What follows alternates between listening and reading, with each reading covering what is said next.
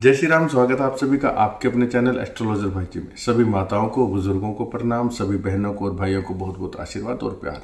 आज की ये वीडियो आपके लिए बहुत इंपॉर्टेंट होने वाली है, क्योंकि मैं इसमें आपको बताने वाला हूं वो उपाय जिससे आप अपने कुंडली के सभी ग्रहों को, अब सभी प्लैनेट्स को बैलेंस कर सकते हैं।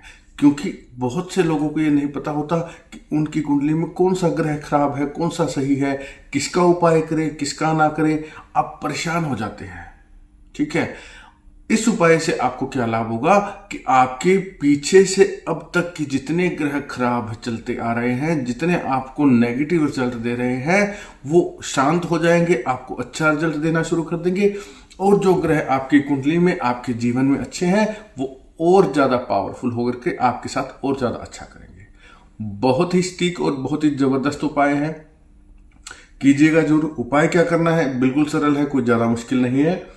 अभी आपको बताता हूं। उससे पहले वीडियो को दिल से लाइक करके चैनल को सब्सक्राइब कर दें और बेल आइकन के बटन को दबा करके ऑल के ऑप्शन पर क्लिक करें और मुझे अपना बेटा, अपना भाई बना करके आशीर्वाद दें। आप भी हमारे इस परिवार के, जो आप लोगों के आशीर्वाद से, सहयोग से बढ़ता जा रहा है, इसके सदस्य बन जाइए। ठीक है, कमेंट बॉक्स में जय श्री राम, जय सीताराम, जय हनुमान लिख करके भगवान राम से आशीर्वाद प्राप्त करें, अपनी हाजिरी लगाएं। मेरा भी हौसला इससे बढ़ता है, आपका आशीर्वाद, आपका प्यार देख करके। आपके जीवन की समस्याओं का अंत नहीं हो रहा है। आप हर तरह के उपाय करके देख चुके हैं, आपको समझ में नहीं आ रहा है क्या करे क्या ना करे। संकट बढ़ते जा रहे हैं, संकट खत्म होने का नाम नहीं ले रहे।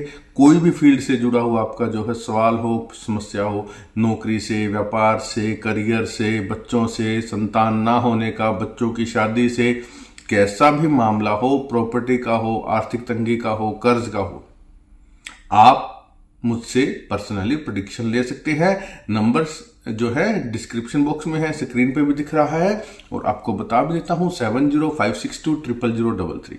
पर्सनली प्रेडिक्शन आपको मिलेगी, आपको आपकी समस्या का समाधान दिया जाएगा। जिनकी कुंडली, जिनकी जन्मपत्री या बर्थ डेट वगैरह जिनको नहीं पता, उनका भी समाधान 100% मैं दूंगा। लेकिन उसके लिए आपको फीस पे करनी पड़ेगी। जरा सी नॉमिनल सी फीस है, हर कोई पे कर सकता है। फीस पे करने के बाद ही प्रेडिक्शन मिलेगी। आप इस नंबर पे जो है मैसेज करेंगे ओनली, कॉल ना करें, व्हाट्सएप मैसेज छोड़े। जैसे ही आपका नंबर आएगा वो मैं आपको उसका समाधान दूंगा। जिन भाई बहनों की फीस आ चुकी है, थोड़ा सा विलंब हो रहा है क्योंकि नवरात्रि अनुष्ठान चल रहा है, सुबह शाम माँ की साधना में रहता हूं, तो थोड़ा सा विलंब हो रहा है। आप चिंता ना कीजिए, जल्द ही आपका समाधान भी आप तक पहुंच जाएगा। ठीक है, अब बात करते हैं उपाय की। बहुत ही सरल उपाय है। आपको क्या करना है, प्रदोष काल, प्रदोष व्रत के दिन, महीने में 2 बार प्रदोष व्रत आता है, शुक्ल पक्ष और अंधेर पक्ष। ठीक है, शुक्ल पक्ष, कृष्ण पक्ष दोनों में प्रदोष व्रत आता है। और आप नेट पे सर्च करेंगे गूगल पे तो आपको पता लग जाएगा कि जैसे कि मान लीजिए अभी अप्रैल का महीना चल रहा है, तो अप्रैल 2024 में प्रदोष व्रत कब है। जब आप ऐसा लिखेंगे गूगल पे तो आपको जवाब आ जाएगा। आप अपने मंदिर में आसपास किसी भी पंडित जी से भी पूछ सकते हैं। आपको प्रदोष व्रत के दिन शाम को, प्रदोष काल में, प्रदोष काल कब होता है, सूर्य अस्त से 40 मिनट पहले और 40 मिनट बाद तक प्रदोष काल रहता है, लगभग 1.25 से 1.5 घंटे का। इस दौरान आपने ये पूजा करनी है। इससे आपके नवग्रह एकदम शांत हो जाएंगे। कोई भी ग्रह आपका बुरा नहीं करेगा, हर ग्रह आपको शुभ आशीर्वाद देगा। ठीक है, प्रदोष व्रत के दिन, प्रदोष काल के समय, अंधेर पक्ष, शुक्ल पक्ष, कोई भी हो, कोई फर्क नहीं पड़ता, दोनों पक्ष बराबर है। क्योंकि दोस्तों, भगवान शिव के अंडर ही नवग्रह आते हैं। 9 के 9 ग्रह भगवान शिव के अंडर में आते हैं, इसलिए भगवान शिव की पूजा है, बहुत ही सरल है। आपने क्या करना है, रील, जो कपड़ों की सिलाई में धागा इस्तेमाल होता है, रील वाला पतला इस प्रकार का, आपने ये लेना है। कितने लेने हैं, आपको ये लेना है 9 रंग का। ठीक है, 9 तरह से आपको लेना है। सबसे पहले ऑरेंज कलर का, ठीक है, उसके बाद सफेद, ऑरेंज, सफेद, लाल, हरा, पीला। ठीक है, और आपने सफेद फिर से लेना है, सफेद 2 जगह आएगा। ठीक है, उसके बाद में आपने काला, नीला और भूरा यानी कि ब्राउन। ठीक है, ऑरेंज, व्हाइट, ठीक है, रेड, ग्रीन, येलो और व्हाइट की एक और ले लेना। ठीक है, ब्लैक, ब्लू और ब्राउन कलर। ये 9 प्रकार की रील आपने ले लेनी है। इन 9 रीलों को आपने धागों को एक साथ लंबाई में। कितनी लंबाई? आपके पांव से आपके सर तक, इतनी लंबाई जितना आप नाप करके उन 9 धागों को तोड़ ले और उन्हें बराबर कर ले। ठीक है, बराबर करके आप उनको जो है हल्का सा इस प्रकार हाथ से जो है, हमारी भाषा में बोलने से बट चढ़ाना। ठीक है, आप इनको आपस में ऐसे वट ले, लंबा हो जाएगा वो पूरा, आपकी बॉडी जितने लंबे 9 धागे उनको आप इस प्रकार से ऐसे कर ले। अब आपने क्या करना है, इसको लेकर के भगवान शिव के मंदिर में जाना है। ठीक है, शिवालय में जाना है शाम के समय, और सबसे पहले आपने शिवलिंग पर जल चढ़ाना है। जो जो सामान आपको साथ लेके जाना है, आपको साथ के साथ पता लगता रहेगा, आप लिखते रहिए। आपने पहले भगवान शिव को जल चढ़ाना है। जल भी घर से लेकर के जाए तांबे के लोटे में, पहले जल चढ़ा दिया। उसके बाद में ये जो आपने अपनी लंबाई जितने 9 धागे लिए हैं एक साथ आपने इनको कर लिया, इसको आप जो है भगवान शिव के ऊपर, शिवलिंग के ऊपर इस प्रकार से लपेट दें।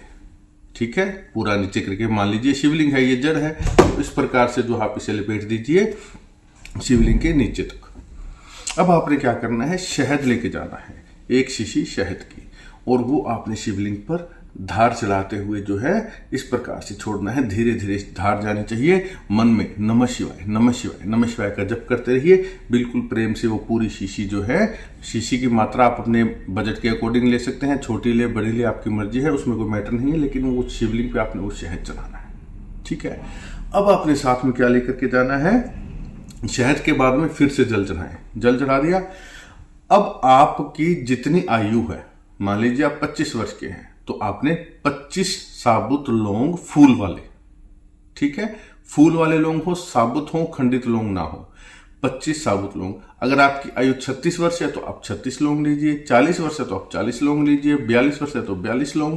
जितनी आपकी आयु है उतने आपने लौंग लेने हैं। किसी कटोरी में, बर्तन में आप ले जाइए, और आपने 1 लौंग, ठीक है, 1 लौंग लिया, शिवलिंग पे रखा, और मंत्र क्या बोलना है, ओम नमो भगवते रुद्राय नमः। भगवान शिव का रुद्र मंत्र है ये, सभी ग्रहों को बैलेंस कर देगा। 1 लौंग लिया, मंत्र बोला ओम नमो भगवते रुद्राय नमः। दूसरा लौंग लिया, ओम नमो भगवते रुद्राय नमः। शिवलिंग लौंग पर जो लौंग आप रखेंगे वो उस पर टिके या नीचे गिर जाए, आपने उस तरफ ध्यान नहीं देना, आपने शिवलिंग पर बस रख देना है, और वो इधर उधर गिरे या ऊपर टिका रहे कोई बात नहीं, आपने शिवलिंग पर रख दिया बस। ठीक है, इस प्रकार से आपने वो सारे लौंग जो है शिवलिंग पर चढ़ा देने हैं। उसके बाद में आपने भगवान शिव को 2 पीस आंवला के भेंट करने हैं।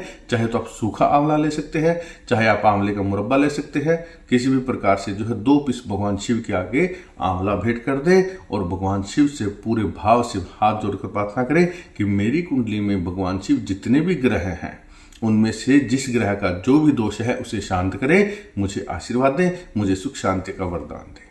बस इतना सा आपका कार्य है।